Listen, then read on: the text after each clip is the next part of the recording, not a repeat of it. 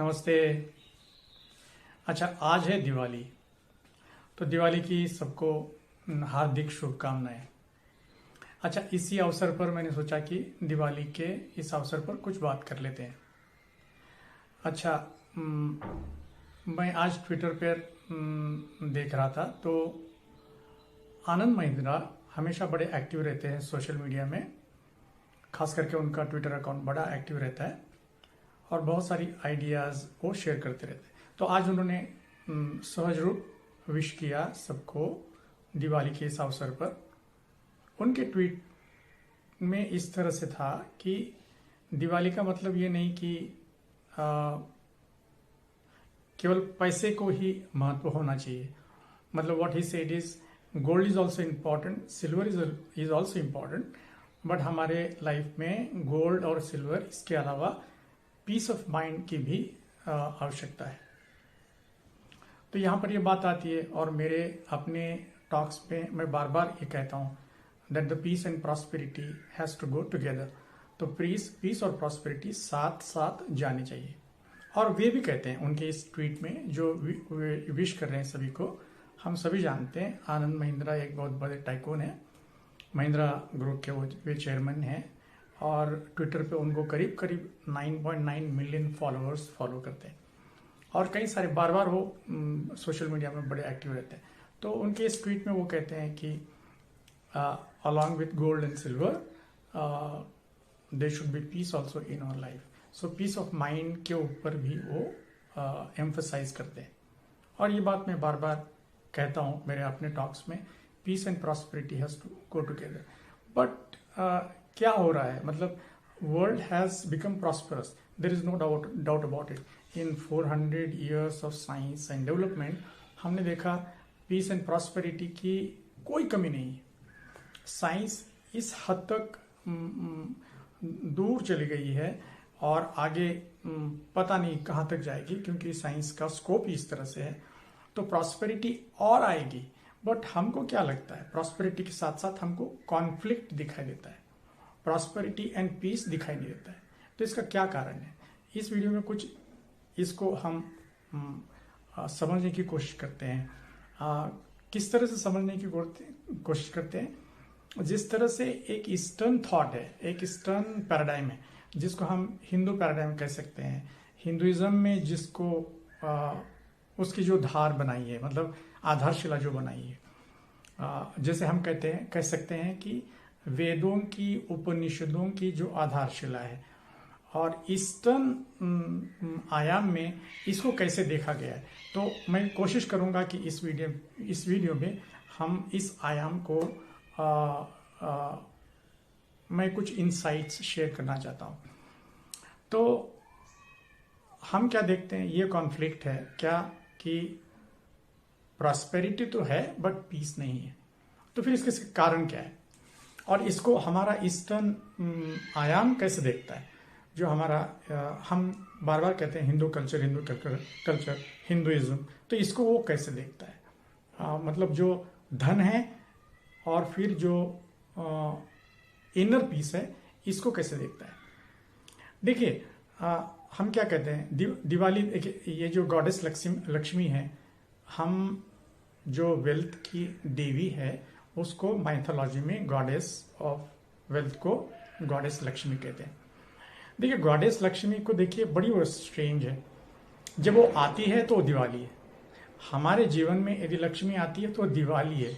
मान लो अगर से लक्ष्मी जाती है किसी के जीवन में, ऐसे कई सारे एग्जाम्पल्स आपको मिलेंगे, फिर वो दिवाला बन जाता है, वो दिवाला होता है, दिवाली नहीं होती, दिवाला होता है। तो बड़ा स्ट्रेंज है। उसका आना सबके लिए शुभ कारक है, बट जाना बड़ा अशुभ है। तो फिर वो दिवाली के बजाय दिवाला हो सकता है। तो मुझे कभी कभी लगता है जैसे क्या इसके ऊपर भी हम गौर कर सकते हैं क्या,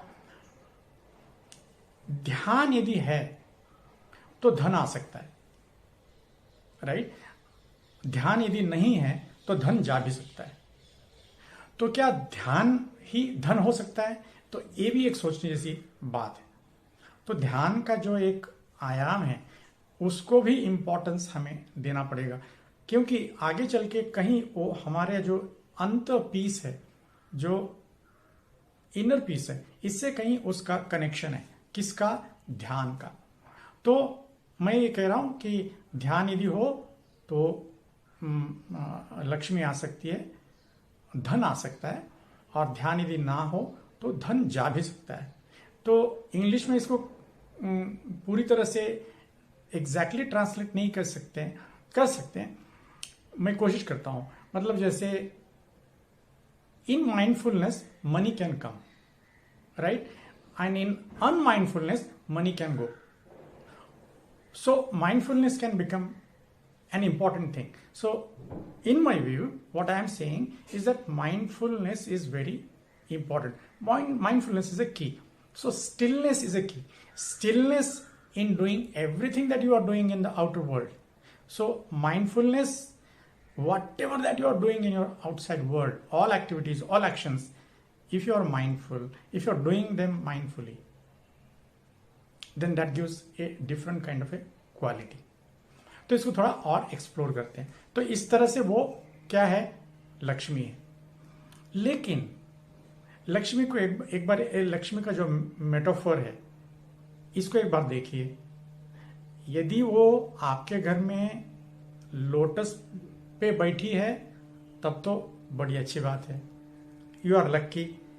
as long as she is sitting on the lotus, it is okay, you are lucky. But the moment she is sitting on, let us say, her, उनका एक दूसरा भी वाहन है, और वो है आउल। एक हाथी है और एक आउल है। अगर से वो आउल पे आती है, फिर तो दुर्दशा शुरू हो जाती है, फिर तो शनि शुरू हो जाती है, फिर तो आपका पूरा धन जाने की पूरी संभावना है। So this is very important.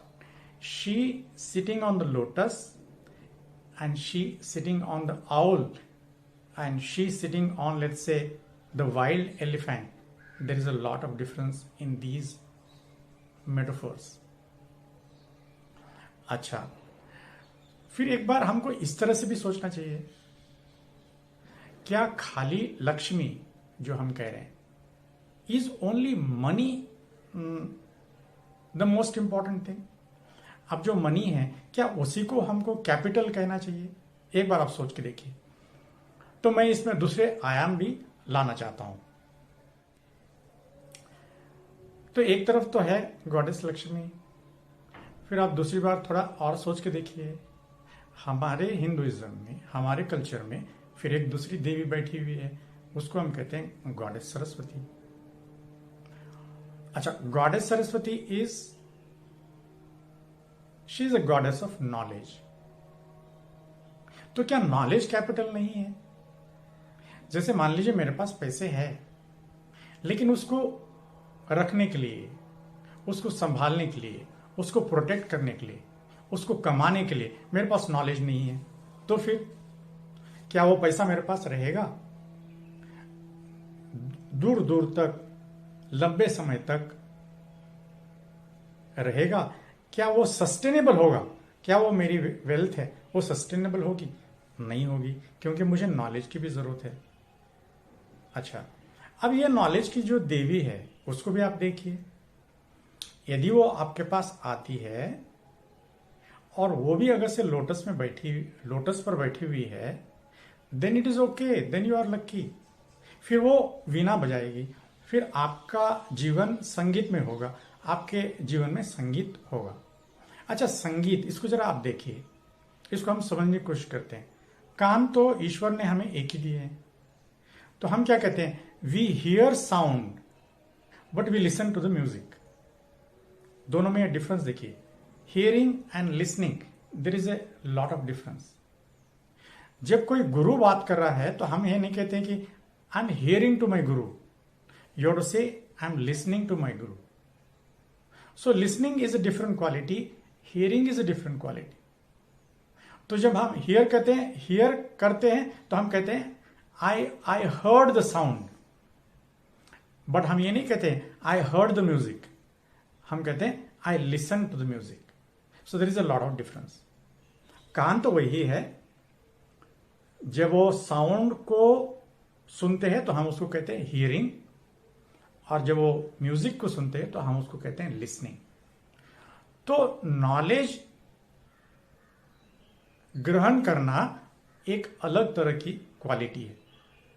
तो मैंने कहा एक तो है लक्ष्मी, एक तो जो प्योर कैपिटल जिसको हम कहते हैं धन, राशि, पैसा, सोना चांदी, कुछ भी प्रॉपर्टी।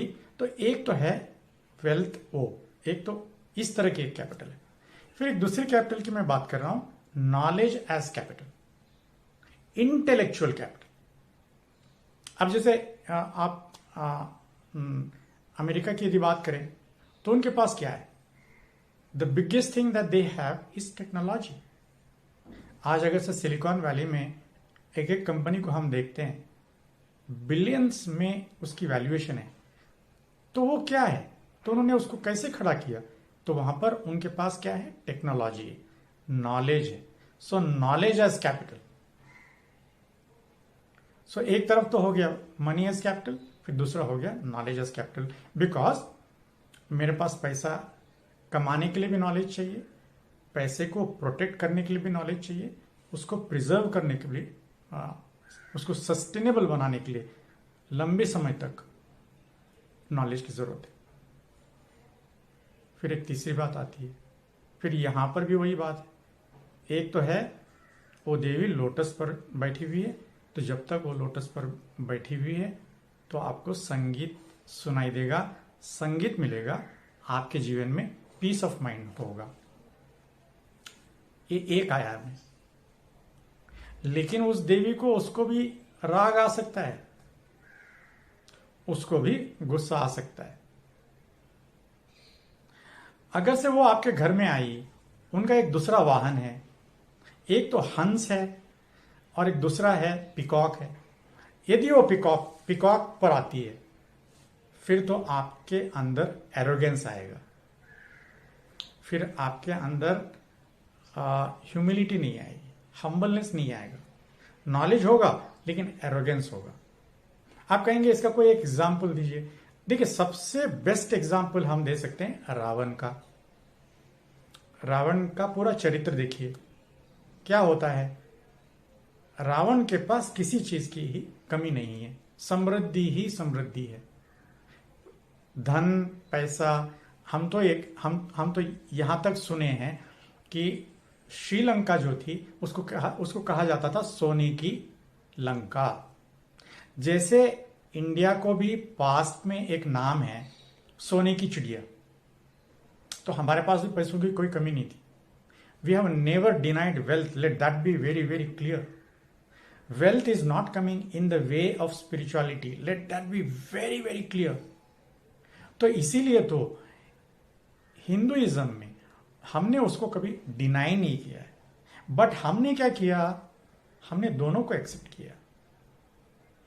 हमने लक्ष्मी के साथ साथ सरस्वती को भी एम्ब्रेस किया। जैसे एक कहानी है, मैंने भी कभी ये कहानी सुनाई थी कि एक बार झगड़ा हो रहा था लक्ष्मी और सरस्वती में। तो वो लक्ष्मी कह रही थी कि मैं सुपेरियर हूं, एक कहानी है, और सरस्वती कह रही थी कि मैं सुपेरियर हूं। और ये बात पहुंच गई, क्योंकि दोनों का रहना बहुत जरूरी है, whether it's a company, whether it's a house, whether it is an individual, whether it's any country, उनके दोनों का होना बहुत जरूरी है। So now this issue goes to Vishnu. Now Vishnu एक लाइफ के बड़े अवतार है।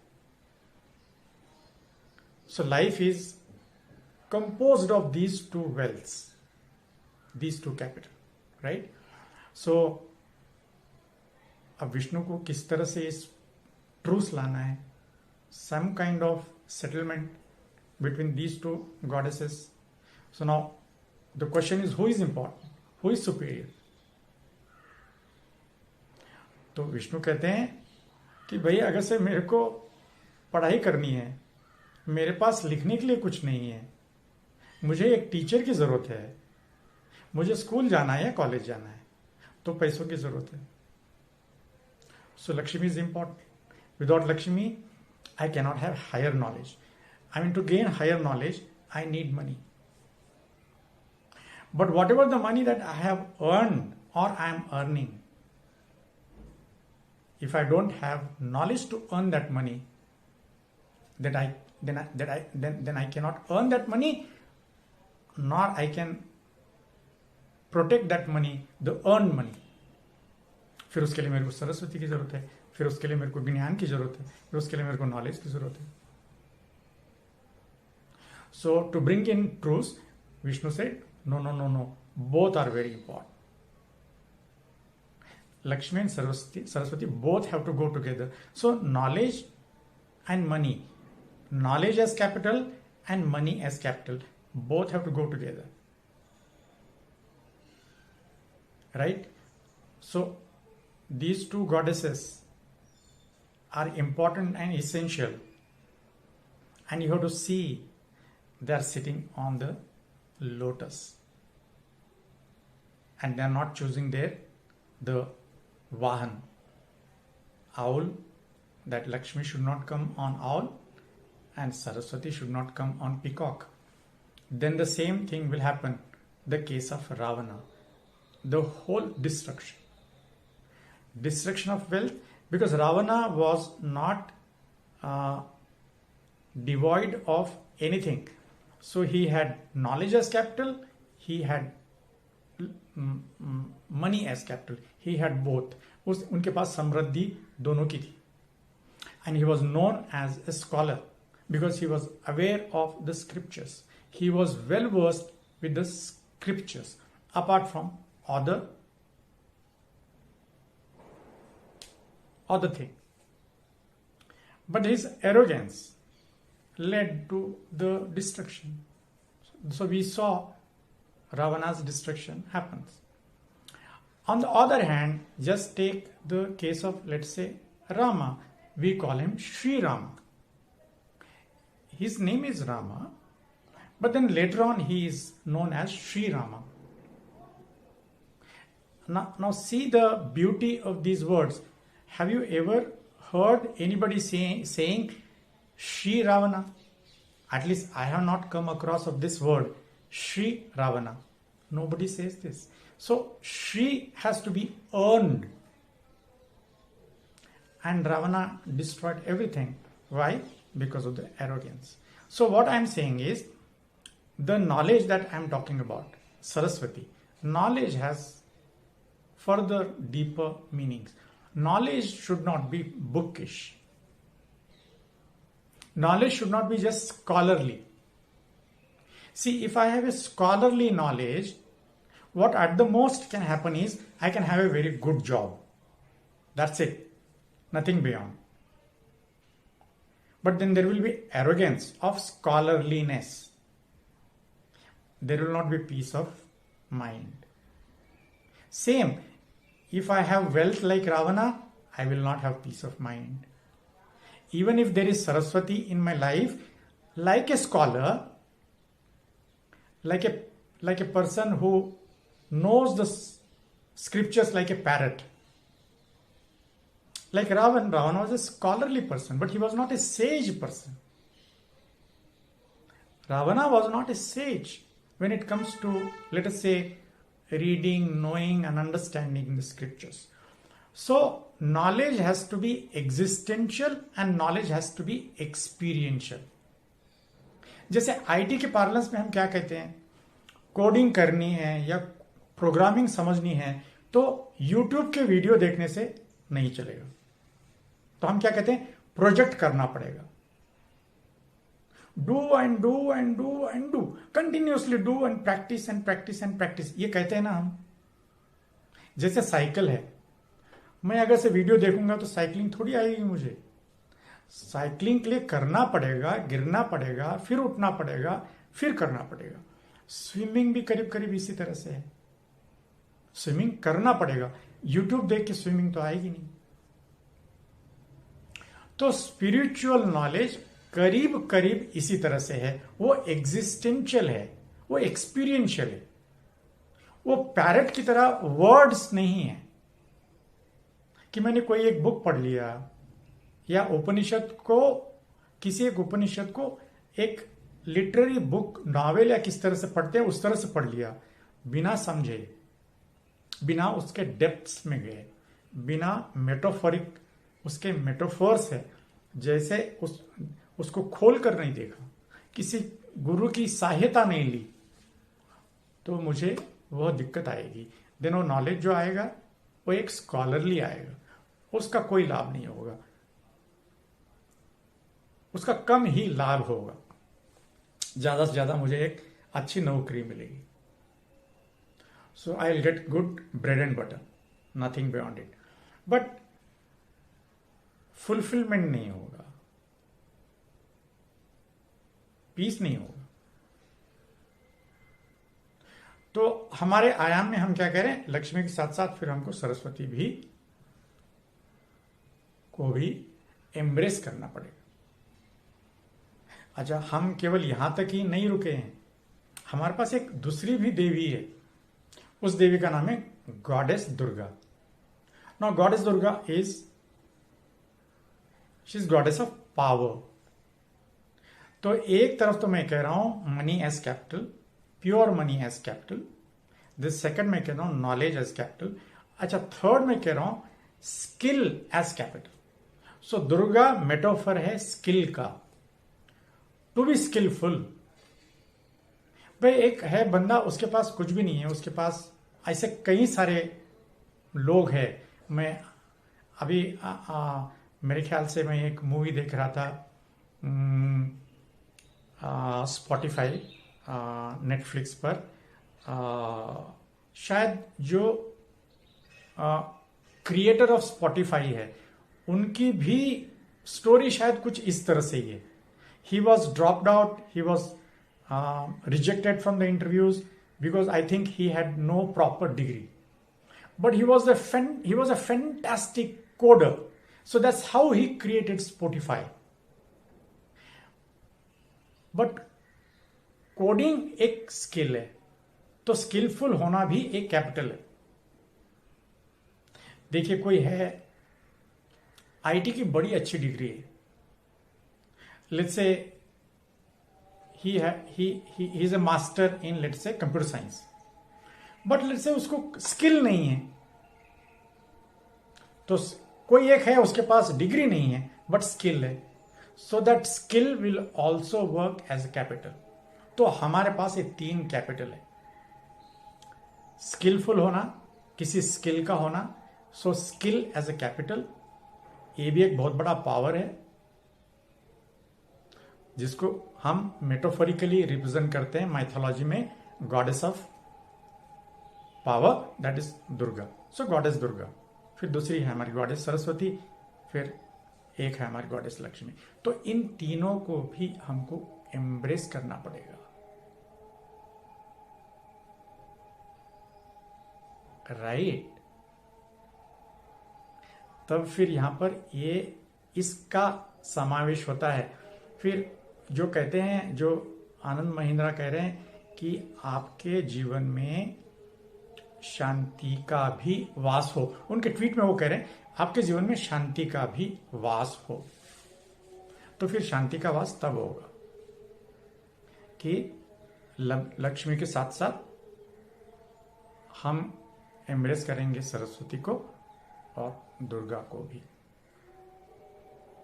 नॉलेज होगा, उसको कंटिन्यूसली प्रैक्टिस करेंगे, कंटिन्यूसली प्रैक्टिस में लाएंगे।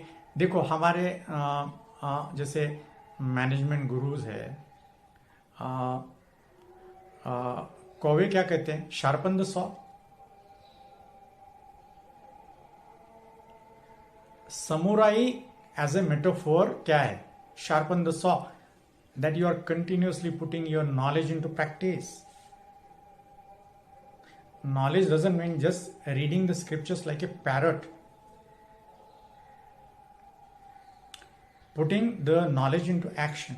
आपके कॉर्पोरेट में जो आपने MBA में पढ़ा या PhD में पढ़ा, उसको प्रैक्टिकली एक्सपेरिमेंट करना पड़ेगा, प्रैक्टिकल में लाना पड़ेगा, तभी तो उसका महत्व है, तभी उसका मीनिंग है, अदरवाइज कोई मीनिंग नहीं, राइट? अच्छा, फिर एक और इनसाइट, हमने ये जो तीन देवियां हैं, गॉडेसेस है, ये गॉडेसेस ही क्यों है? Why they are feminine in character. तो यहां पर भी एक बहुत बड़ा मेटाफर छुपा हुआ है। अच्छा, वो मेटाफर है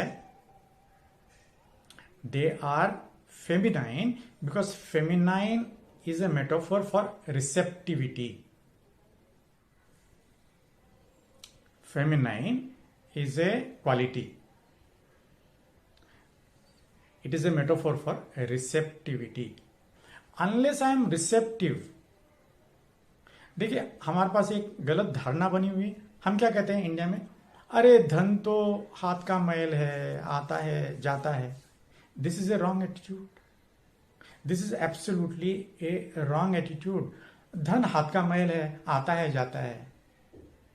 नो, आप बिल गेट्स को पढ़िए, वो कहते हैं $1 कमा के जब आप देखते हैं खुद, when you earn $1 on your own, then you will know the value of that money.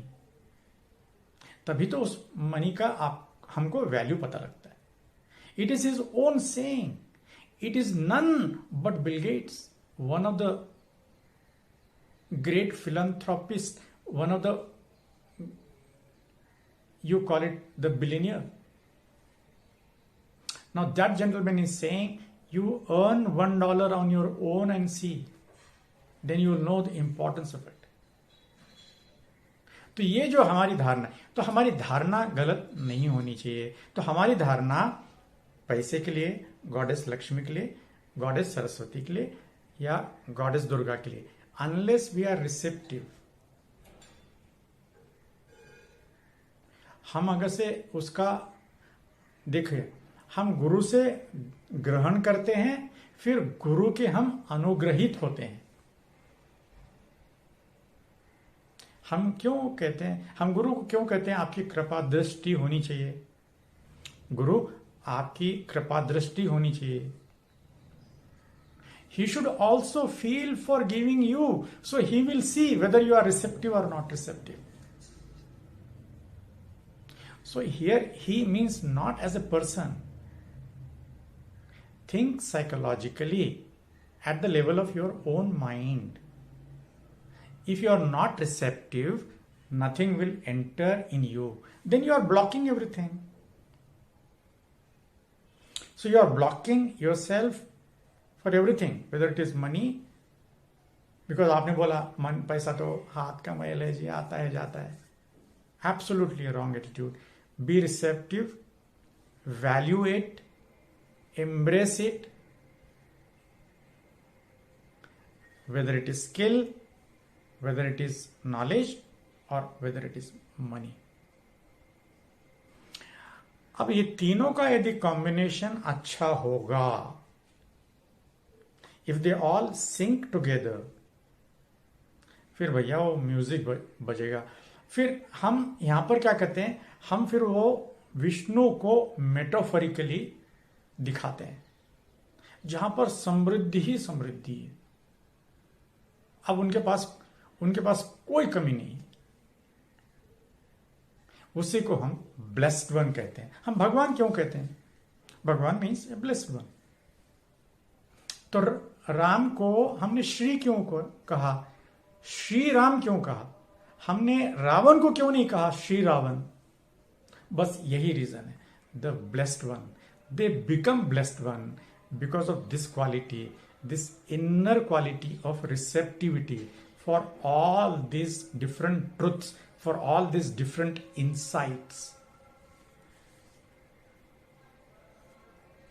तो ये जो हमारी वेदों की आधारशिला है, तो ये जो हिंदुओं की जो पुरानी जो एक कल्चर है, आधारशिला है, भैया हमको ही पढ़ाने लग गए सब लोग। हमारी गलती कहाँ हुई बताओ? हमारी गलती यहाँ हो गई, जो बाद में जो हमारे भगोड़े बाबा, भड़वे बाबा, भगवे बाबा जो आ गए ना, इनकी वजह से हमारी ये हालत हुई है। कौन सी? भैया सोने की चिड़िया थी, लेकिन 1000 की स्लेवरी क्यों हुई?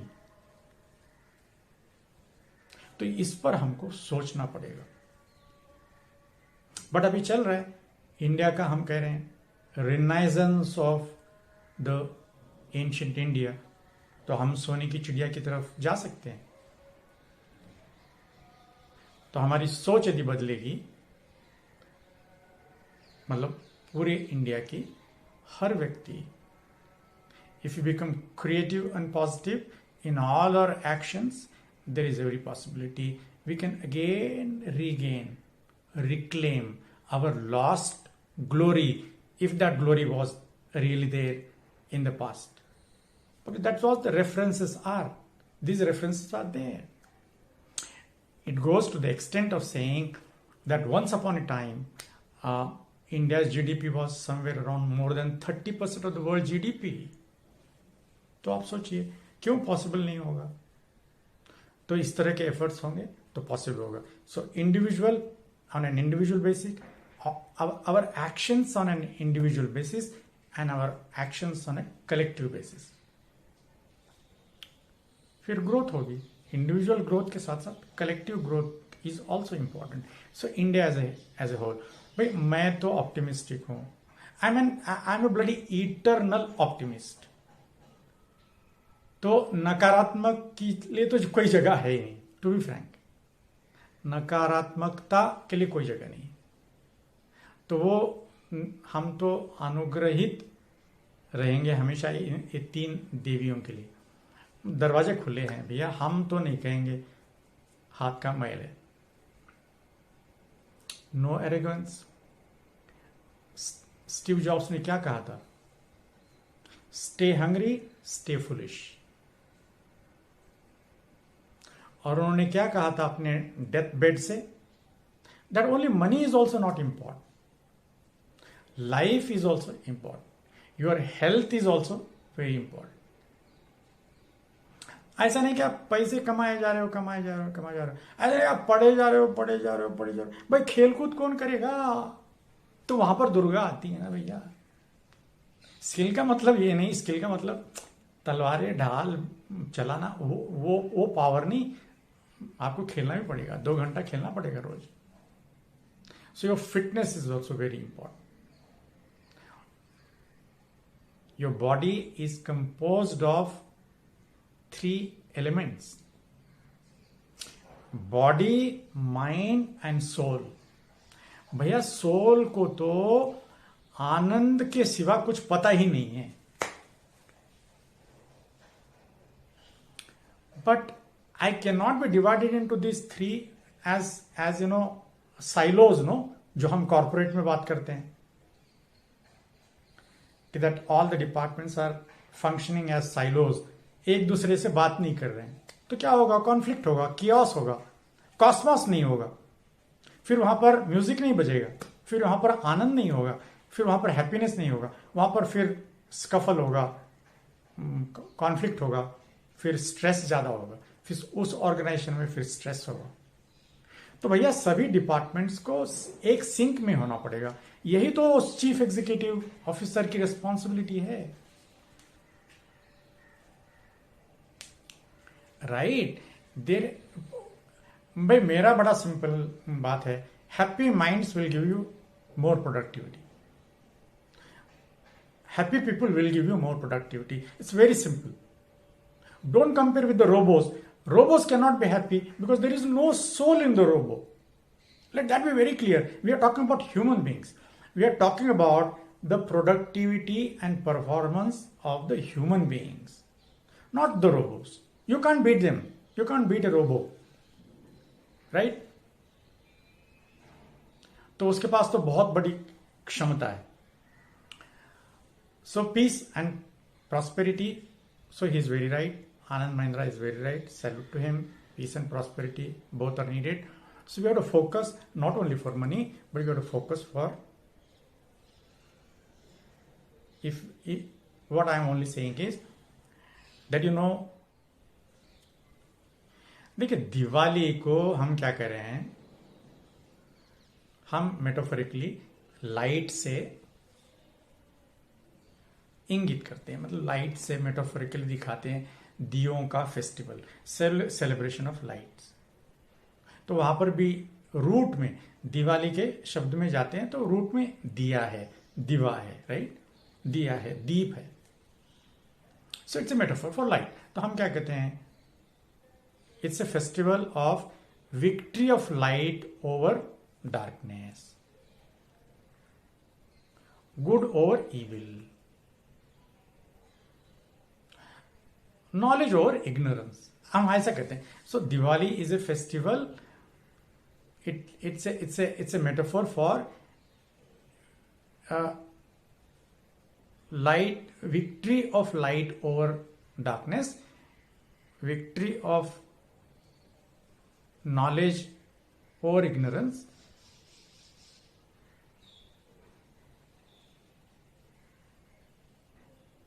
and it's a victory of good over evil। ये हम कहते हैं दिवाली का ये मतलब है। अब लाइट ये बड़ा तो कितना हम लाइट के बारे में जानते हैं, आप एक बार सोच के देखिए। देखिए, आपको यदि लगता है कि साइंस लाइट को जानता है तो ये बहुत बड़ी भूल होगी, क्योंकि आज नहीं, इन 1951 Albert Einstein said that in my this 50 years of conscious brooding, I have come to this understanding that every Tom, Dick, Harry thinks he knows what are light quanta, but he says you're mistaken, nobody knows it।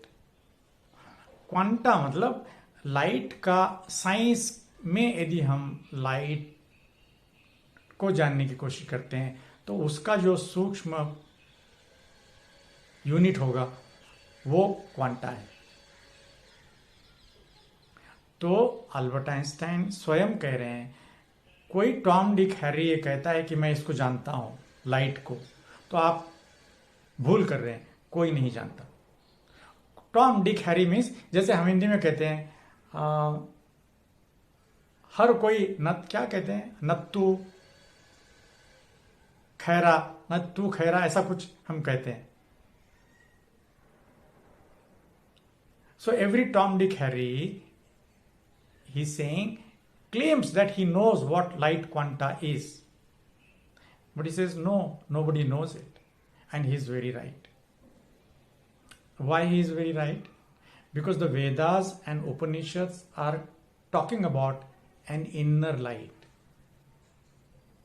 So there is outer light, but there is also something called an inner light, the light of your soul, the light of your soul and my soul, the light of our consciousness. That's our inner light. That's our inner delight.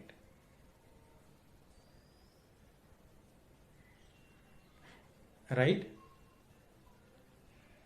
So उपनिषद ये कह रहे हैं, इसलिए एक उपनिषद यह भी कह रहे हैं, एक उपनिषद में ये क्यों कहा है, तमसोमा ज्योतिर्गमया। सो हम कह रहे हैं, oh God, move us from ignorance to knowledge। तो जो नॉलेज है उसका वास होना बहुत जरूरी है for inner peace, for inner music.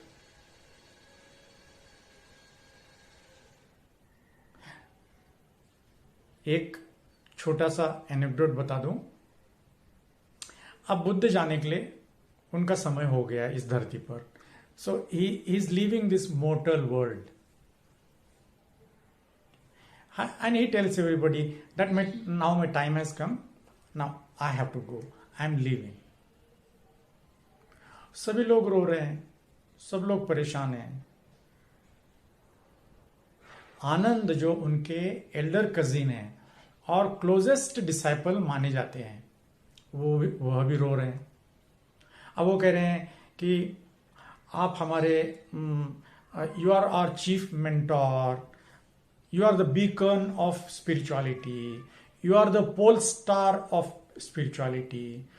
तो आप हमारे कोच हो, आप हमारे कैटलिस्ट हो, हमारे लिए कैटलिस्ट की तरह हो, हमारे लिए एक चेंज एजेंट की तरह हो। आपके प्रेजेंस में हमको लगता है कि हम ग्रो हो रहे हैं, एक फूल की तरह। जैसे एक गार्डनर है, गार्डनर के प्रेजेंस में गार्डन में फूल खिल रहे हैं, तो वो कह रहे हैं कि आपके प्रेजेंस में हमको लगता है हम ग्रो हो रहे हैं, हम चेंज हो रहे हैं, हम ट्रांसफॉर्म हो रहे हैं। अब आप कह रहे हो कि आप जा रहे हो, तो हमारा क्या होगा प्रभु? तो सभी लोग रो रहे हैं। तो आनंद उनके जो एल्डर कजिन है और क्लोजेस्ट डिसाइपल माने जाते हैं, वह भी रो रहे हैं। तो बुद्ध क्या करते हैं? आनंद को करीब लेते हैं, अपने हृदय से लगाते हैं और कहते हैं आपो दीपो भवा, बी ए लाइट अनटू योरसेल्फ। तो यहां पर कहने का मेरा ये तात्पर्य है, मैं ज्यादा समय नहीं लूं क्योंकि ये वीडियो बड़ा हो गया है।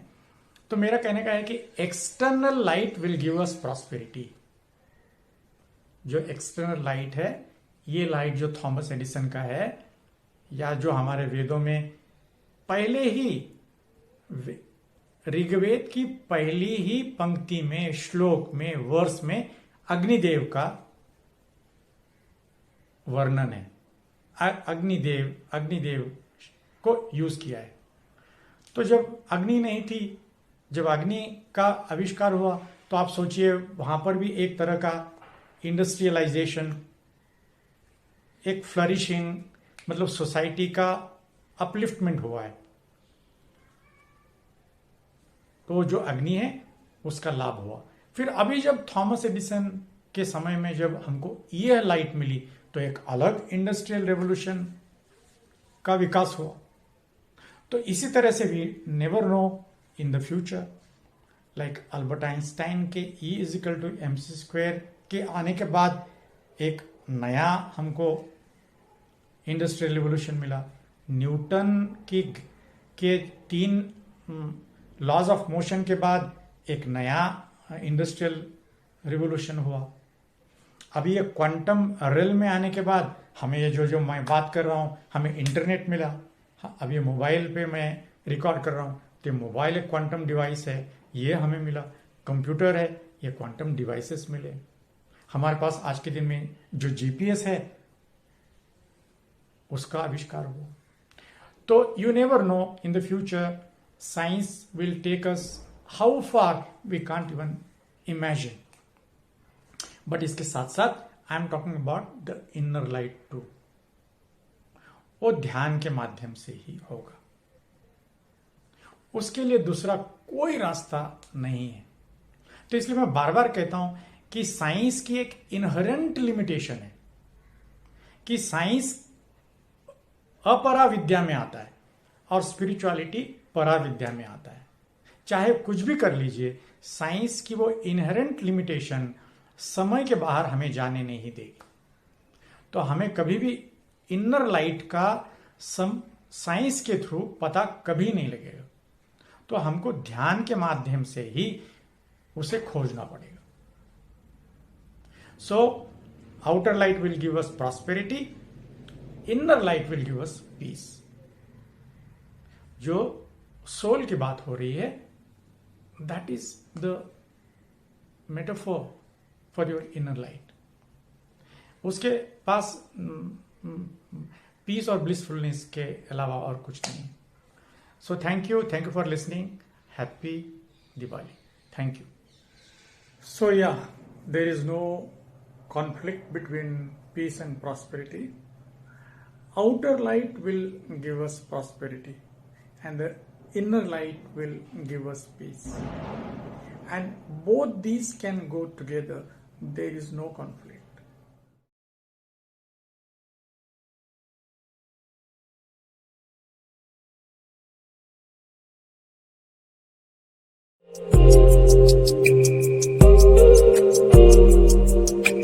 Thank you for watching Awakening TV.